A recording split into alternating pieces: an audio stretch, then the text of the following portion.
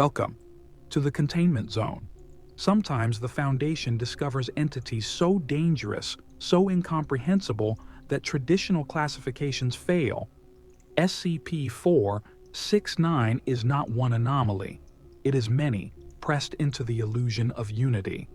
The file describes it as a mass of black, angelic wings. But that is only the surface.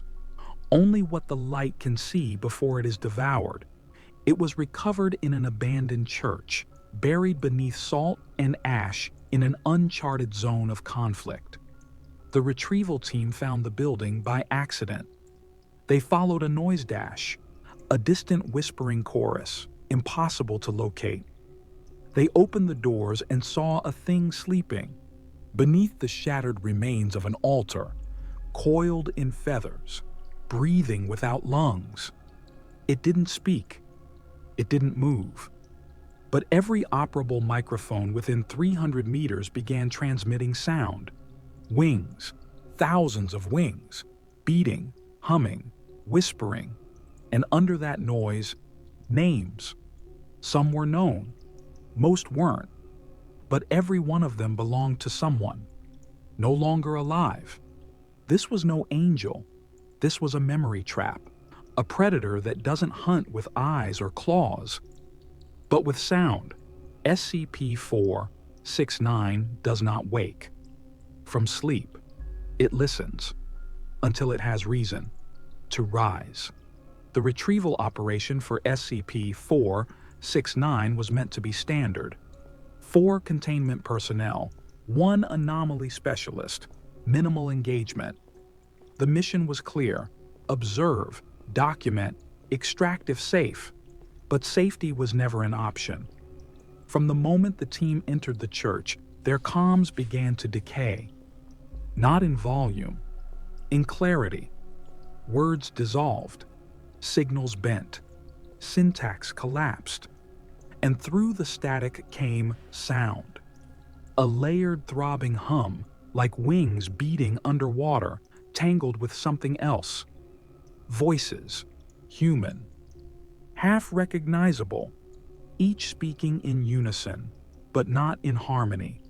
Then came the names, not shouted, not chanted, whispered, one by one, endlessly, intimately. And the moment anyone spoke, the thing beneath the altar moved. The feathers, charcoal black and razor thin, unfurled slowly, like time reversing. The operatives tried to retreat. Too late. Agent Markov said a single word into his mic, -, and was gone.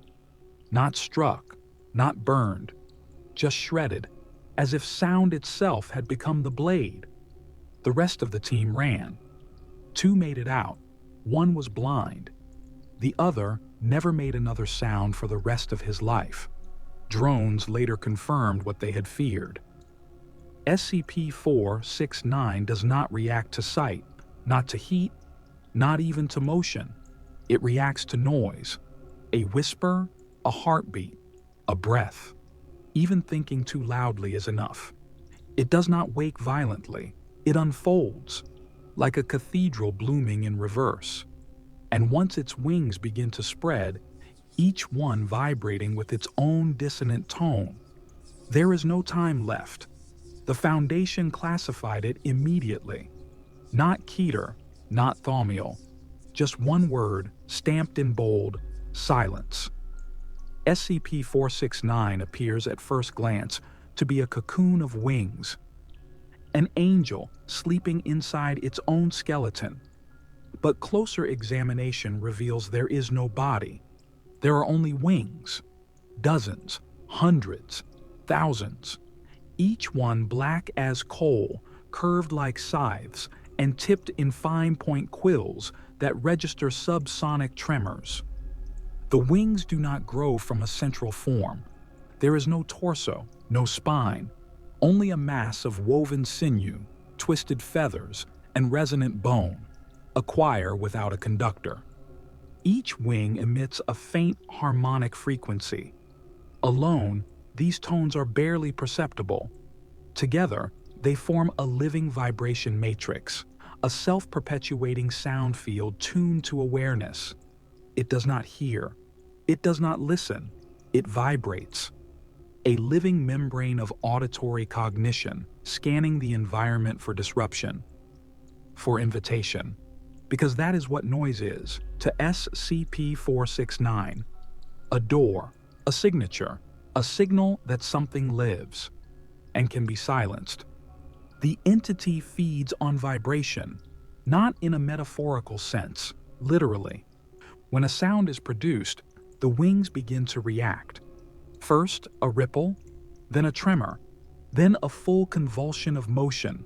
The feathers grind against each other, producing high-pitched frequencies that cause hemorrhaging in mammals and network corruption in synthetic systems. Drones exposed to the sound simply stop existing. Personnel experience extreme internal trauma, ruptured eardrums, retinal collapse, memory fragmentation. There are no recordings of the full event, only static and a deep, beautiful tone that plays just before the equipment dies. One researcher wrote, "It's like being murdered by music, like every love song you've ever heard being weaponized against you." And that's the horror of SCP-469. It doesn't want to hurt you. It wants to fold you into its frequency, to quiet you, to absorb you, until all that remains is your name. In the chorus, SCP-469 was not transported. It was entombed. After the initial incident, the Foundation designated the ruined church as Provisional Containment Site 469, building a containment complex around the anomaly instead of relocating it. Why? Because every attempt to move the entity failed before it even began. When the first containment team tried to lift a single feather for sampling, the vibration field reacted. Not with a screech, not with motion, but with a note, a deep, harmonic pulse that traveled through steel, flesh, and concrete. 6 researchers in a nearby monitoring room began bleeding from their eyes. 2 lost the ability to process language. 1 forgot her own voice. She hasn't spoken since. It wasn't just a defense mechanism. It was a signature response, like a system registering intrusion. The Foundation ordered all physical interaction suspended. Containment Protocol 469 Aurelia was activated. The site sealed with triple-layered acoustic foam. Vibrations monitored with motionless light sensors. All personnel required to wear sound-dampening suits. No speech allowed within 300 meters of the entity. But the sound didn't stop. Not from the creature, from the walls. Even in silence, the area around SCP-469 began to echo. Personnel reported hearing whispers with no source, tones playing in the plumbing, their own footsteps arriving a half-second too late. Recordings picked up faint murmurs, names spoken backwards, lullabies half forgotten, or the sound of someone breathing just behind you. One technician, isolated in a soundproof monitoring chamber, clawed at his ears until his fingernails split. When found, he had written one phrase across the padded walls: "The wings don't flap, they sing." And the chorus never ends, because SCP-469 doesn't need to wake to feed. It listens, and when it hears you, it sends out a copy, a resonance that nests inside the silence around you. Every hallway, every whisper, every echo becomes a mouth. And every time you speak, it learns your name. A little better. It took years for the Foundation to understand that SCP-469 does not feed on sound in the conventional sense. It feeds on identity expressed through sound, a scream, a whisper, a confession never meant to be heard, the final words of someone realizing no one is coming. These are not merely audio phenomena.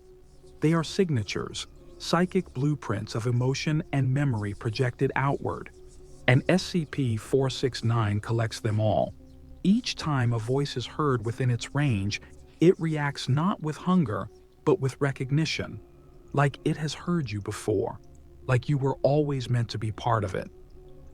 The Foundation established Protocol 469-Sylvan, a theory positing that the entity's wings serve as memory capacitors, each one containing not feathers or muscle, but the remnant essence of something once vocal: a song, a story, a scream, and with each addition, its mass grows, more wings layered into its impossible geometry, each vibrating with a different frequency, each holding a name.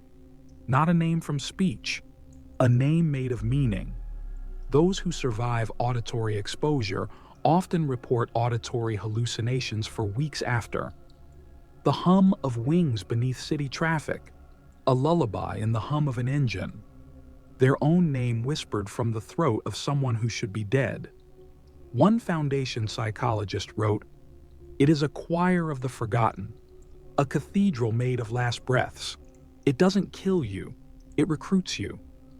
There is a theory, unconfirmed, but quietly feared, that SCP-469 is not the only one, that it is the first or perhaps the last of a species that feeds on the dissonance of life, the unresolved, the unfinished, the words we never said, and in consuming them, it becomes whole, not alive in the way we understand, but alive in a different key, one that sings from inside you, even when you stop speaking.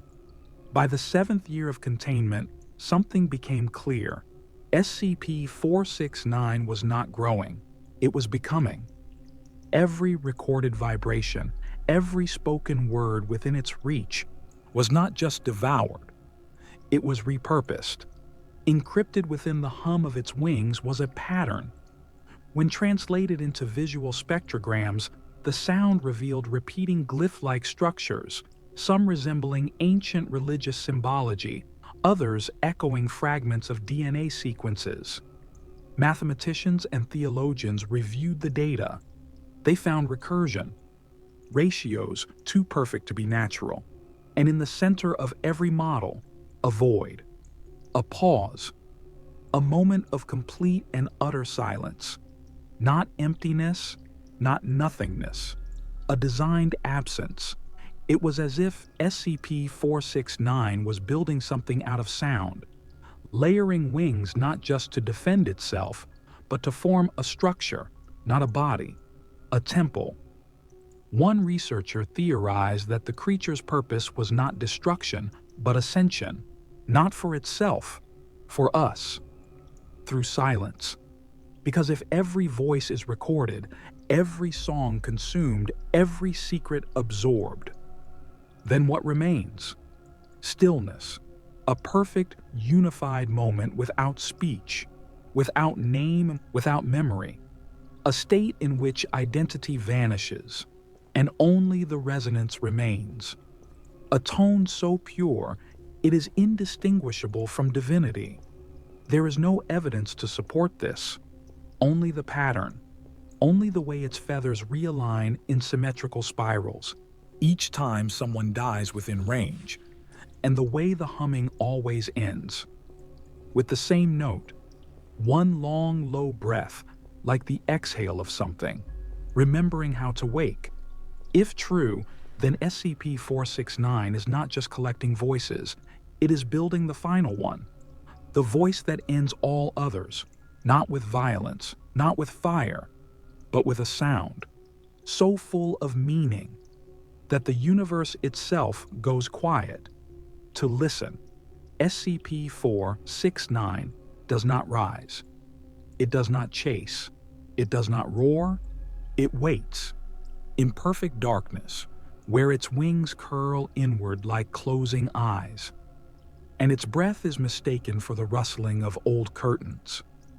But the truth is this: it hears you. Even now, every word you speak adds weight to the air.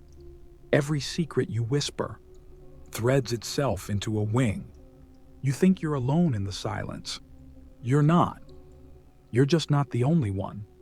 listening. The Foundation no longer attempts to understand SCP-469. They no longer ask what it wants. They only monitor.